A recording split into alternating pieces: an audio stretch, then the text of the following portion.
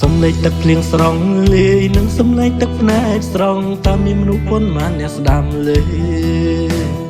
ទឹកភ្នែកស្រក់នៅខាងក្រៅឬសតតតងតងតងតងតងដូចទឹកភ្នែកខ្ញុំខាងក្រៅមិនភ្លៀងធំខាងក្នុងយំម្នាក់ឯងទឹកភ្នែកខ្ញុំហូរលេងព្រឹងហើយរវៃខ្ញុំកំពុងតែយំឯមិនក៏យំប្រណាំងខ្ញុំ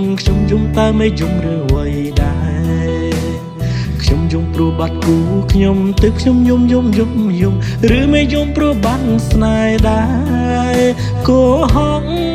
ខ្លួនឯងថាគេមិនចោលយើងទេ